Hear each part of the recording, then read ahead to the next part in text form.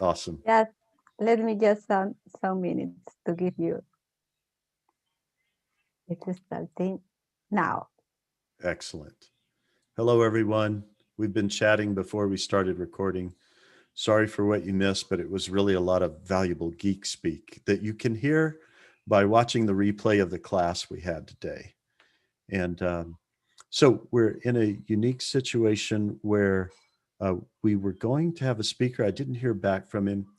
So we have some options. Um, so you know who I'm talking to. I see the person's name that had asked to give their presentation. If you're brave and you're ready, that person can private message me and let me know that they want to give that presentation. Otherwise, I'm going to go off on an icebreaker, but it's okay if any of you take us somewhere else where we need to go. As you know, we've learned that the more together spirit leads us well. So we just frankly um, don't worry about it. Uh, oh, great on that. And ah, oh, I have a different person than I was expecting, and I'd forgotten about that said person. So I think that would be awesome. Um, Karen, uh, Giovanna, can you excuse me, Madam Master of Ceremonies, can you let Karen Hebel begin a presentation? And is it Hebel or Hebel? How do you say it, Karen? Table, like table with an H. Excellent. Hebel. Karen, the stage is all yours. Awesome. Hey. So give me just one to get set up, and then we'll be ready. Oops. Yeah. All right. Sorry, you'll hear my daughter in the background as well, participating. Awesome background noise, actually. All right. Not sure you guys are seeing what I'm seeing, so let's fix that. All right. You're seeing an Airbnb. Okay. Let me stop sharing here and find the page again. Sorry about that. No worries. It's a little more flexible, Karen, if you share a screen. If you have multiple screens, I found that that's a little more flexible because then you can put things in and out of that screen view. So share screen. All right, can you see this now? Perfect. All right, so I know that many of you are already data scientists, but I had mentioned that I was part of a fellowship a couple of weeks ago, and Tom was like, what is that? And could you share that with the group? And so what I want to do is just create a small presentation for those of you that may be either at the beginning of your journey or are asked to provide mentorship. And so having some resources and some things to talk about with people who are new to the topic of data science and want to figure out like how they can learn more, what are some of the other opportunities here for them. So one of the first things I wanted to talk about was learning opportunities. And just to tell you a little bit about my background, I started really looking and learning about data science last year, about a year ago this time probably, based on a conversation with my daughter. One of my daughters is in high school. And she said, oh, I'm really interested in data science and data analytics. And I said, what is that? I don't know what that means. I got to go get a book and learn.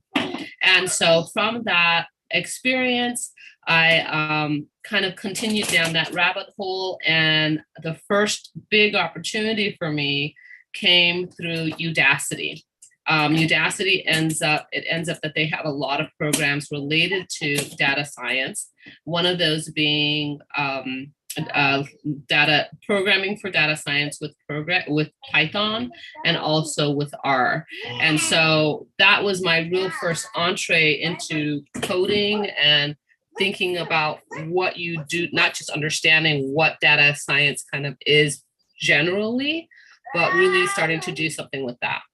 And sometimes, depending on where you are in your life journey, or even geographically where you are, the cost can be really cost prohibitive for Udacity, but they have wonderful, wonderful scholarships for people around the world. And so Jonathan and I were part of a scholarship challenge, and are part of a scholarship that was open globally. I was also part of another scholarship that was specific to people here in the United States. And so that's one of the things that I wanted to just put out there in terms of learning opportunities. DataQuest also has different opportunities in AI for learning, as does Udemy. But one of the things that I wanted to talk about as well is Kaggle grants. So Kaggle has $1,000 grants that they provide to folks wherever you are in the journey pipeline, if you will, to provide $1,000 for more additional learning. And again, that's open internationally for those who apply and qualify. One of the other things that I've used to learn and gain experience is to continue to use Kaggle as a learning tool. So again, as somebody literally fresh to this space, once I learned how the basics of Python, I had to learn what to do with those Python and with that Python and go beyond the courses that I was doing. And so the Kaggle competitions have been really influential for me. In particular, there's a competition with WIDS, which is Women in Data Science. It's fantastic. It's not just for women, but you have to have a woman on your team. And it was an excellent experience. It included workshops and sponsorships and mentorships and one-on-one sessions, small group sessions, as well as the larger Kaggle sessions as well in competition. So I really, really hire and encourage anyone who is new to the data science space to really consider honing their skills and sharpening those coding skills, if you will, and data visualization skills through competitions. The next thing is conferences. So I'm going to refer to Jonathan here again, because in our scholarship, he had posted something that said there's a dedicated conference, and everybody should, like, if you can, go to this dedicated conference. And I'd never heard of dedicated before. And so one thing I've been very keen on doing is leveraging my networks and listening to what people say and saying yes as much as I can, and then fitting that into my schedule. The real benefit is that most things now are virtual and free. And so you have this incredible opportunity. So sorry, this incredible opportunity to really just learn and grow and see other players. I watch old conferences, and when I meet somebody who's really amazing and who really resonates with me, I actually reach out to them via LinkedIn. That's actually how I ended up in this group, because I reached out to Thom because Gregoire posted something about him, and I said, oh, I have to reach out to him. And when I did that, that's how I came to this group. And so just to say again, there are just so many ways and opportunities to learn. No matter where you are on the pipeline, there's always going to be someone who maybe is more experienced than you. And so being unafraid to leverage those networks, and also leveraging those free conferences and reaching out to those individuals. Another thing is JuliaCon, and then again, JuliaCon, and then again, LinkedIn. And then mentorship and fellowships. Again, for those of you who are much more experienced, I highly encourage you to find ways to be mentors yourself. Thom has mentioned that in this group is that, it's almost like train the trainer. He's providing a platform for everyone to learn how to be great mentors and then themselves mentor. And that really resonates with me as well, because again, as someone who's new to this field, having this platform, being able to listen to all of you, being able to learn from all of you, and then taking that and meeting somebody who's even not as far along as I am in the process, and being able to share that knowledge is very empowering, actually. So I just want to say that using LinkedIn, this group as well, Integrated ML AI, And then I'm also part of another scholarship or fellowship actually through a company called Correlation One that's called Data Science for All. They do summits for women in data science. They do a program in Colombia, South America, and it's headed by a professor out of Harvard. I think his name is Nital Pradesh, I think, but I can't remember right now. But in any case, it's a fellowship. It's 13 weeks long in the summer. Only on Saturdays, you go for a full day and go, but meaning virtually, you're in class on Saturdays all day from, let's say, 10 to 5. And it's all about learning the full pipeline of data science in terms of visualizations, in terms of Python, machine learning, doing a lot of case studies and things like that. So again, getting that further practical application. So you're getting it from Kaggle in terms of and other competitions, you're getting it from being part of groups like this, but then you're also getting it from specific fellowships that really specialize in teaching you through real project-based scenarios. And yeah, that's it. So if you have any questions, I'd love to share. I'm available on LinkedIn through the Slack channel, but I just really wanted to share that briefly for those of you who are new or not so new, but just having some additional resources. Thanks. Yes, Valerie's doing the right first thing. There we go. Good job, Karen. Okay, now this is safe family time, right? Karen, now we're opening the floor for questions like you gave, well, you did. You gave an official presentation, but let's ask Karen any questions we might have about her presentation. Then we'll give her feedback about how she might be able to present better in the future.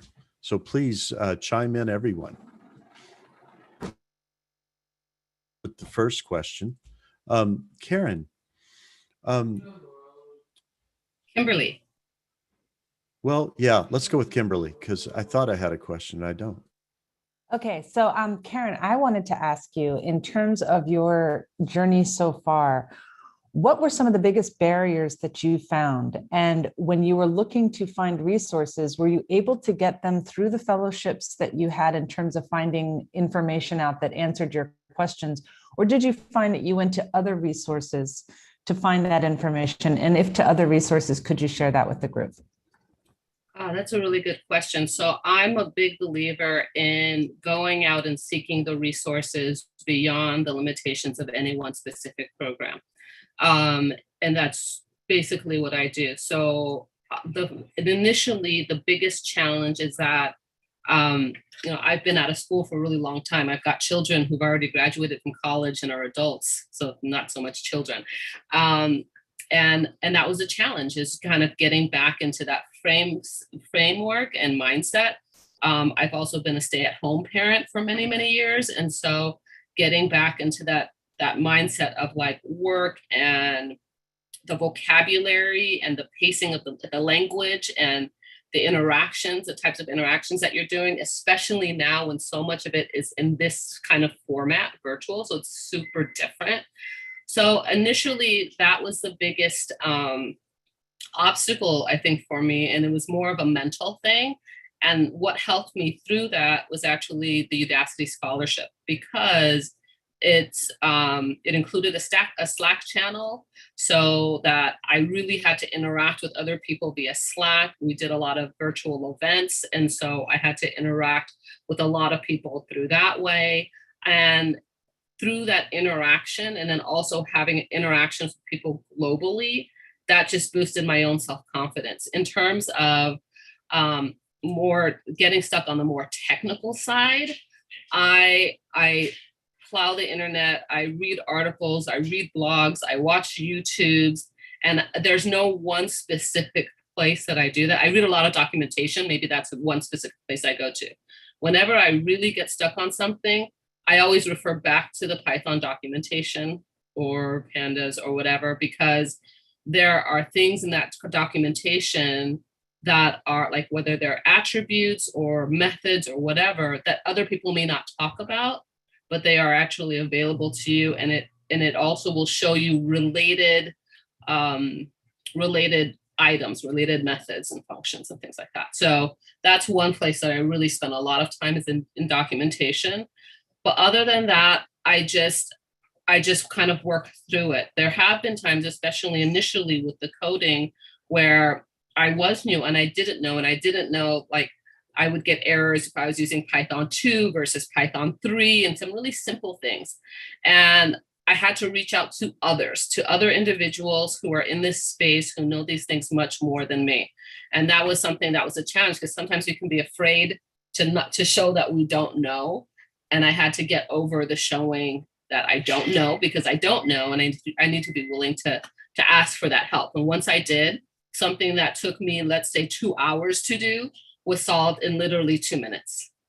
And then I'm like, okay, I'm never going to do that again. I always need to do the research, but if I'm really stuck, that's when I go to the other people and I say, okay, this is what I've done. I'm not understanding. And that whole process of getting stuck and spending the time doing the research, even if you can't figure it out on your own, and sorry, this is a very long-winded response, is worth it, because you learn what you don't know, and you also learn what you do know, so that when you come to the person, you're actually having a discussion that is much more informed.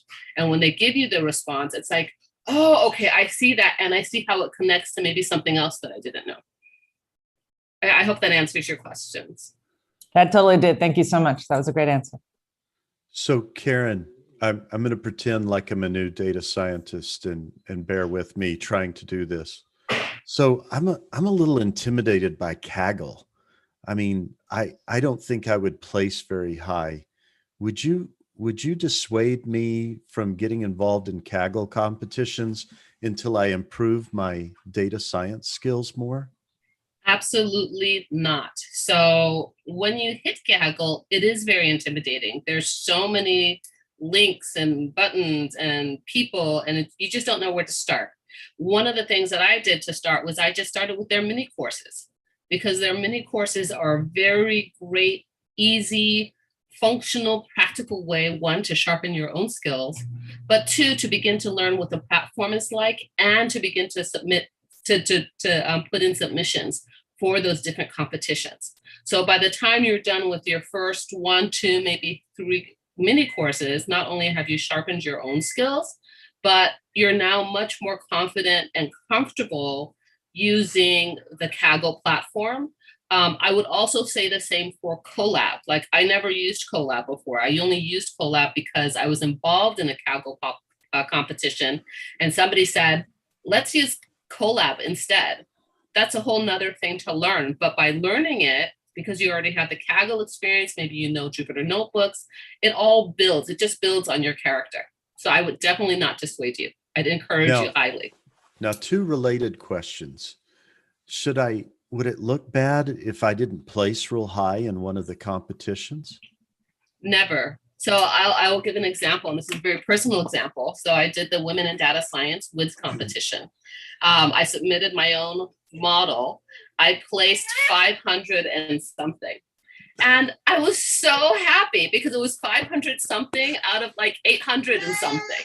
And it was amazing. I have a visitor here. Say hello. Now I'm going, oh, hi. So now I'm going to full Tom mode. Guys, the people that are brave enough to do Kaggle competitions, if you're even in last in your models, decent accuracy, that's a win. Okay, Karen, I'm back to new data scientist mode. Have you ever, it sounds like you were part of a team, a Kaggle team. How do you join a Kaggle team with other data scientists? So my experience with Kaggle was again through WIDS. And so through that WIDS competition, because I used that as my jumping off point for Kaggle competitions. So through WIDS, we were placed with teams based on what our own experience was. So it was a great, great way to, number one, get an introduction to competition, but also to collaborate with other people who may know more or may know less than you do in specific areas.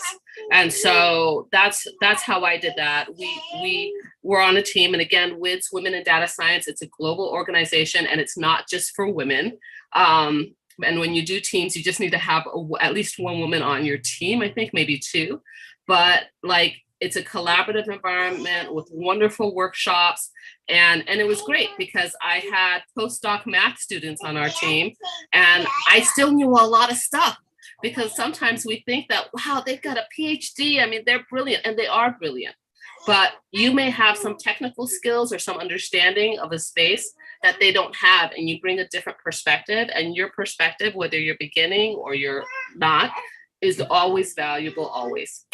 And by the way, I just want to confirm something. PhDs knew a lot, but they forget a lot, and they have to review, especially the details. Okay, one last question, and you may not know the answer to it. Where can people find a Kaggle team? And I will partially answer the question after you answer it. I'm going to have you answer while I take care of a cry. I'll be right back. Yes. Okay. Fair enough. All right, guys, for the class. Oh, yeah. Also, WIDS has conference every year. And the conference, they have training sessions that go all day. You can learn a lot from them. Okay. And Jonathan, Tom, go ahead and, yeah, please. This is your answer. The team's right here in front of us. Exactly. Thank you, Jonathan. I was going to get to that. So I'm hoping the people in our class will form a Kaggle team toward the end of the class and use their skills to try to place highly without using AutoML, meaning you'll use your own crafted AutoML. That's where I'm hoping we'll get to. But by the way, you guys, if you have the time, you can start doing Kaggle competitions before we get to that part of the class. Even with what you just learned today, you could do pretty well. Okay, Ashish, you've been so patient, and forgive me. You go next. I'll lower my hand. No worries. One of the question is already answered. I'm sorry, just yeah. So first one was how to start with Kaggle. So that was answered by starting with some competitions and moving forward, getting into a team.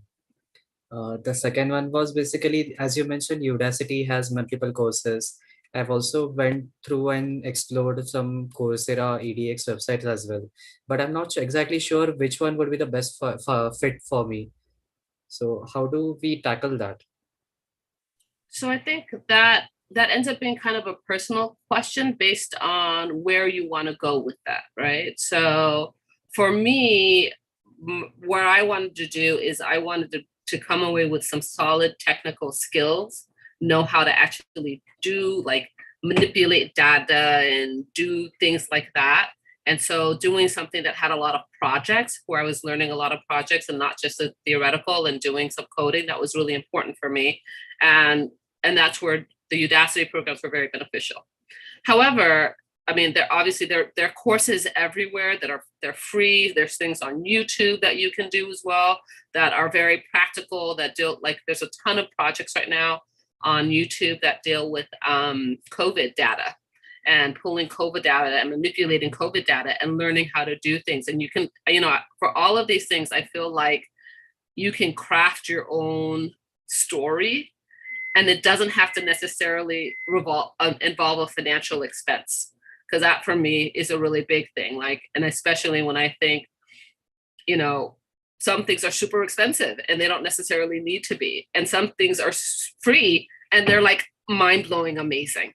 But it just depends on what you want to pursue. If you want to pursue the most, like, the more theoretical bent of things, and you're not so concerned about getting that practical, that's one route. If you're concerned more about, like, I want to really get the practical, and I want to dig in, and I want to get the practice because I want to build, let's say, a portfolio on GitHub, then you need to seek out those opportunities. I don't know if that really, I hope that answers you. Yeah, it does. That basically drives down to identifying what exactly is the issue. So maybe I'm not exactly sure of what path I need to follow. That's something I need to work on at the initial stages. So real quick, I want to give these hand raisers a lot of time, but I think our family will move toward a way to support those that want to get involved in Kaggle. Remember, we're still pretty young, but Karen, I'm hoping you won't mind if we lean on you for that a little bit to get started. That would be great. Excellent. Okay. Let's go with Yogita next and then Jonathan. Hi, Karen.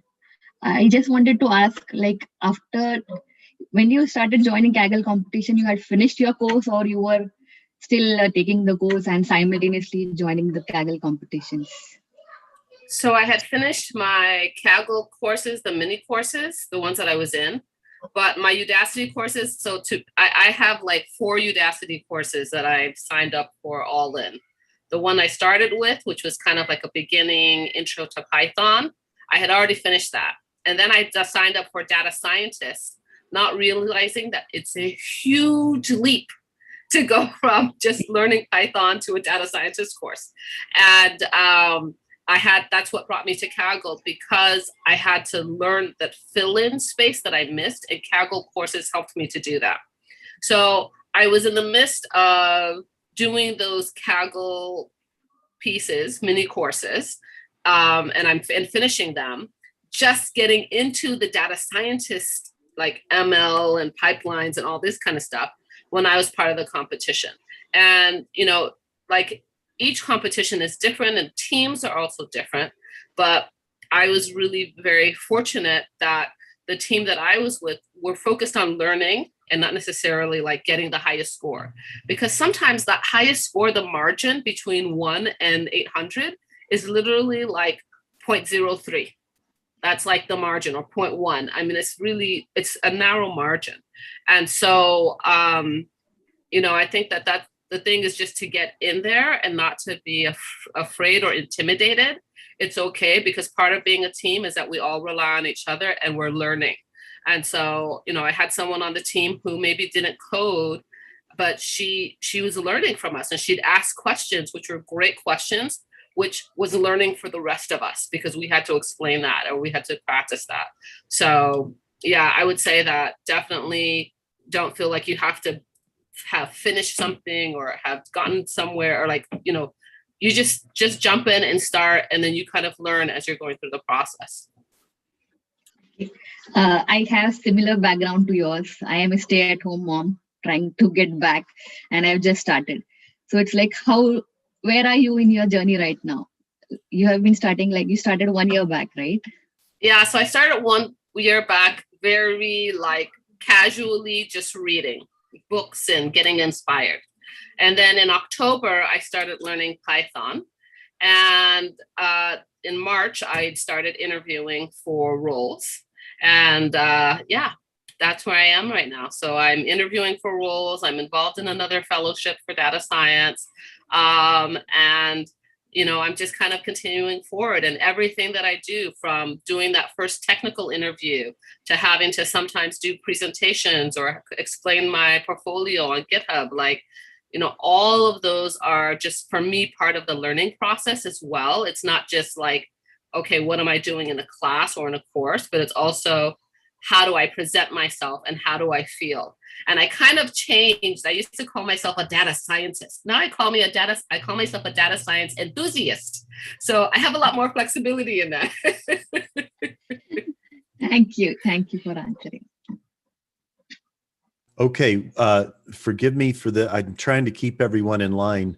Yogita, go ahead and lower your hand, and Jonathan, you go next, and then we'll get Aziz and Hugo, and then Davinash. And if I get the order wrong, because I found that Zoom does not keep the order of hand raising correct. So just correct me if you know you raised your hand first or last. Okay, Jonathan. Well, really loved the speech there, Karen, and also had the pleasure of studying in the scholarship with you. But one of my questions is how do you find that when you had the scholarship, and you have all these groups of people to interact with, to have and find people for accountability, versus going to these separate courses like Udemy, versus your things like Data Quest and Data Camp, and then your individual courses within Udacity itself. How do you bring that together? How do you find the different learning environments where you had you're learning a bit more solo, and then you probably need to reach out a bit more to, or find those people to reach out to, versus the fellowship that we were in, plus the one that you are in, you've got more direct people to contact. What do you find is easier in a way of learning? Or what would you recommend to people to say, do you learn more solo or try to find that accountability partner and learn together?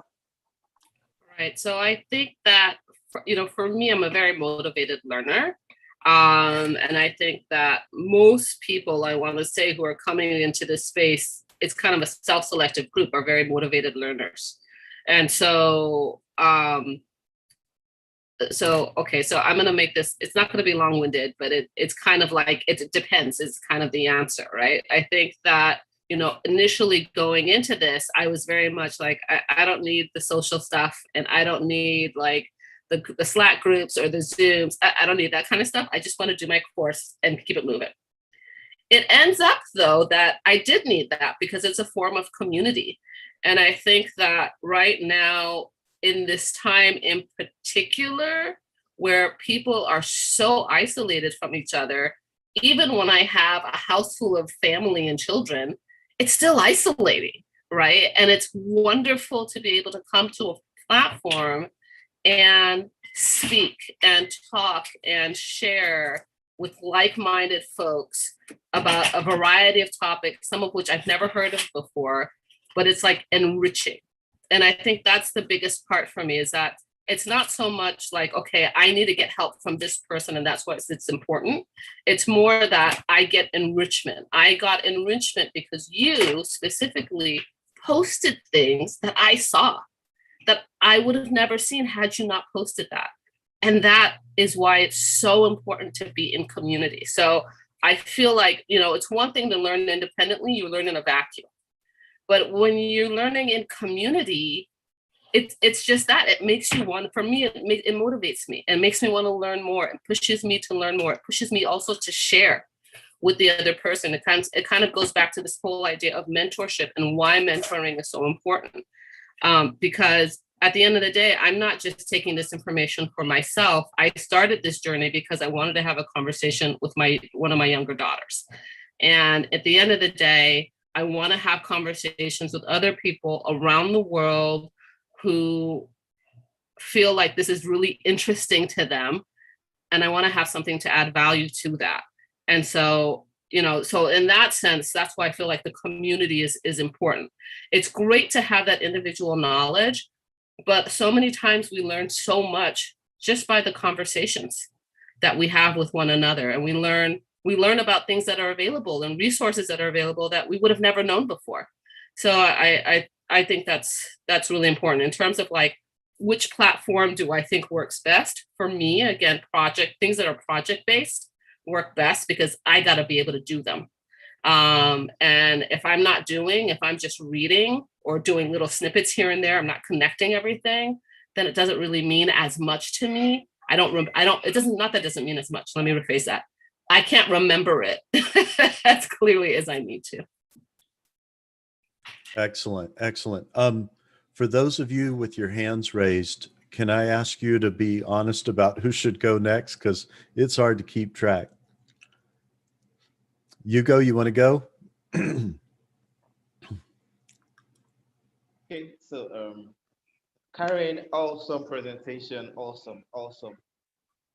Yeah, I think Karen's experience about sums up my experience too, because I tried Udacity, that was last year before the lockdown, and I tried this introduction to Python course, and after that course, I did the same leap Karen did, and I found myself in a rabbit hole I didn't understand anything really. And it was as if my professors there were talking about scikit-learn and some other stuff, and it was all Greek to me. So I pulled back a bit, and I, I I just forgot about Python, I forgot about R.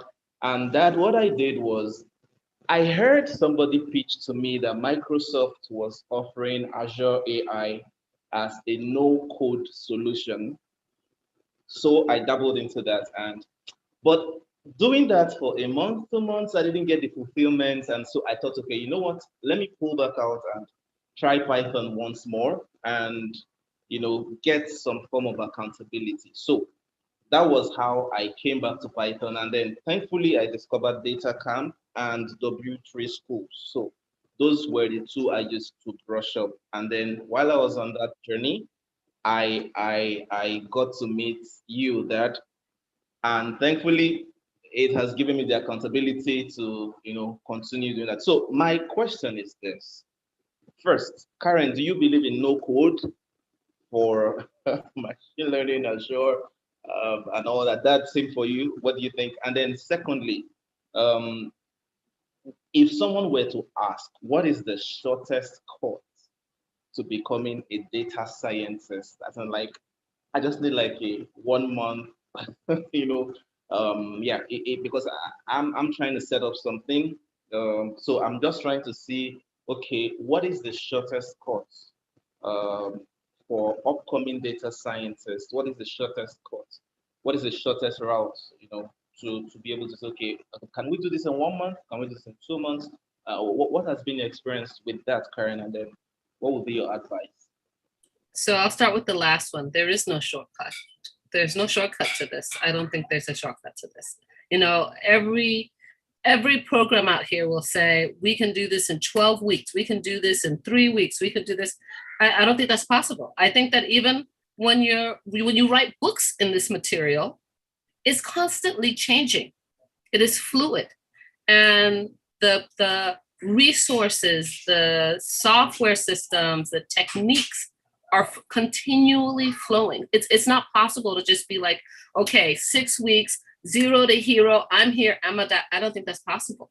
There's too much information, really. And I think that, like, I'm a lifelong learner. I believe in that concept of being a lifelong learner. I believe that, like, nothing that we do is static. And when you're beginning, if you're not familiar with this space, if you're not familiar with the methods and the methodology and the language and the myriad of uses in which these things come up, if you don't have some, because you have people who focus just on visualization, you have people who focus just on tools like Alteryx or Tableau or whatever. Like, I just think that it's a process, and it's a growing process, which is why I changed my thing too, because I'm an aspiring data scientist. Okay, what does that mean? That means I'm a data enthusiast. It means I love all things data and I continually want to learn. And I think that when you're in this process, like just from being in this group, I recognize that, like, wow, I have a lot of learning in front of me, and it's awesome. And I'm excited. And that's what makes people great data scientists, because they're like curious, right? So that's my first thing. I think that there's things that you can do to learn techniques and to learn things, but to really begin to have dialogue and to be thoughtful, I think, and perceptive, I think that requires time and interaction and community. Like, to be able to write, to be able to interact, to be able to step into any platform, understand people's code and what they're doing, and have some dialogue or ask questions on that. That's just something that takes time. To go to the next thing, there's a term that comes up very frequently: the democratization of data science. The democratization of data. How to make it accessible to everyone. Because part of the issues that we see is that people don't, number one, they don't understand the level of data about them that is out there. They don't know what is happening with it. And even when they know all these things, they see these things, they don't know how to, like, read it or interpret it and understand it. And so whatever tools are available to help people to do that, I think are great tools. Personally, I like coding. That's my thing. I like the back end stuff, right? I'm not concerned about front end, beautiful, like visual. That's not my shtick, if you will. I like back end coding and doing that kind of stuff. So for me, that's where I reside. For someone else, though, they could reside in the opposite end, which is like they're all about graphics and UX and getting people and increasing the interpretability and the understanding of what people need. I think that's very important. And so like whatever skills people need, that's what they need. And I think that as good data scientists, we need to be fluid in our thinking on that as well, because there are sometimes two different camps, right? The people who are like, no, why would you ever want to do that? That's not coding. Somebody else is doing all the work for you. And the other people are like, no, I'm still a data scientist because I can run this at the drop of a hat, right? Like at the end of the day, the consensus is that we all need to understand the data. We need to work with the data, and then we need to be able to communicate that. So whatever tools you're using to do that, as long as you're understanding what those tools are and you're understanding like the underlying principles, I think that, you know, at the end of the day, it's all kind of all wash. Karen, let's compete. After all this that you have said, I want to compete again because I love hackathons. I love to compete. So let's form a team with our family. Let's do it. I'll put something on the Slack later today. Okay, let's create a channel to discuss this. It will be great. Okay, something else, Hugo? Yeah. Any Great. other? For me, I would have loved to hear what Dad thinks of no-code ML pipeline designs and what he thinks about it. Does he think it has a future, or is it advisable for somebody to start out on that line? Because I actually did that for like I said, a month, 2 months, but I wasn't feeling it because I just needed to see. I just needed to see how the cooking was done, not just drag and drop. And so I really didn't feel the stuff. But then Ugo, you're answering your own question. You're answering your own question. It's like you want to do the code. So like if you want to know what goes on under the hood, you have to go under the hood. That's it. Like you Right. can't possibly it's like Windows. If you want something where everything is in a click and drop and drag, then there's people who do that. That's perfectly legitimate and okay. But if you want to understand what goes on, you have to pick up the top and look and get dirty. There's no other way. Yep. To extend on that as well. So last year I done the with Udacity the data analyst course. That was touching up on SQL and fully in Python. This year with the scholarship is using the tool Alteryx. And you'd putting in models, you're doing your regression, your boosted models, your random, your A/B testing, and all that. But without code, it's just drag and drop. So from my experience, I've had both ends of the spectrum, and I definitely prefer the Python. Why? Is because while you're going through and exploring that data with code, you're getting to understand that data set, that data that you're working with. When it comes looking at Alteryx, yes, you do look at that, but you're not looking at it in the same detail, the same depth. You're just saying, well, I know I want this variable, so I'm going to plug it into this tool, click the tool, and it runs. It's doing all the math for me. Whereas in Python, okay, you can create those modules. You have to understand what X is relationship to Y, and program, plot it, and understand and you get to understand the end result and the model a lot better than with the drag and drop. But not to say, that's my personal view. But when you look at an enterprise's view, AutoML could be a way to go to save the cost on a data scientist. May I try to answer? So I love using other analogies. Let's say I go down to a machine shop and The last time I visited this machine shop was 30 years ago. There were no CNC, no computer numerically controlled machines in there, but they were these young machinists that really knew what they were doing. They were trained really well. Now I come back 30 years later, they all have CNC machines. Who's going to operate those machines better? Young guys or old guys who understood all the machining principles? I would contend with all of you politely, no code's fine if it'll do the job, but you're going to know how to apply that higher front end to machine learning if you knew all those basics really well about basic machining principles. And this is a very good analogy to machine learning. The class we're doing, I'm not going to, in the end, say, don't use AutoML, don't use AutoNLP, because you went through what I hope to be able to proudly say to you guys, because you went through mine and Guy's class, now you know how to keep AutoML and AutoNLP from messing you up. Because it can. When finite element analysis packages got easier to use, that didn't mean you didn't still need a mechanical engineer that really knew his stuff to run those packages. So can I ask, I just want to answer one question from Aziz. I know that you had your hand up before and you asked if you to choose between a DataCamp and Kaggle, what would you do for a newbie?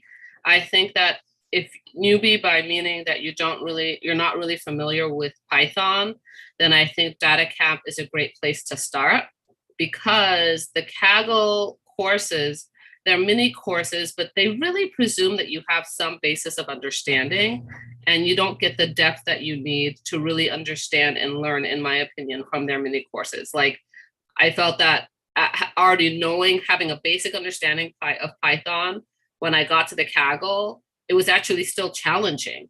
And that was for their like introductory Python class that I did months ago. And so I think that from my experience, DataCamp, which I actually keep on my phone because it's so like mobile and it's nice and it's easy. So when I need to practice late at night because I can't sleep, that's what I do. I do DataCamp, and then I go into the Kaggle for more in-depth. And then I see Devinish. I don't see your hand up anymore, but I just want to make sure that we got to you as well. Okay.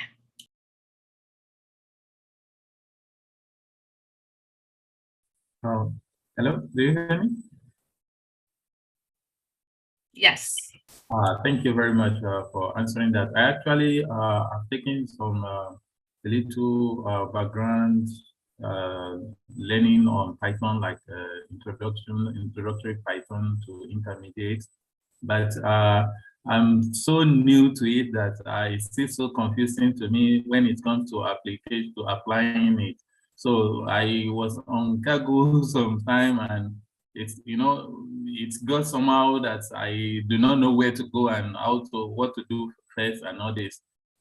So that is one. But the second thing is that I'm in a master's program that I have to learn many courses at the same time that the time is not there. So and I need to know what do I need to do exactly at one point so that I will not feel burnt out. That when the getting going, the going gets hard. That's what I mean. So that was why I asked that question. So thank you very much. I highly encourage you to reach out. I've been there. Feel free to DM me on the Slack. If you get stuck on something that's like introductory level, I could always help you with that. And I just highly encourage you to come to these meetings and find other communities as well. I'm not sure, where are you located?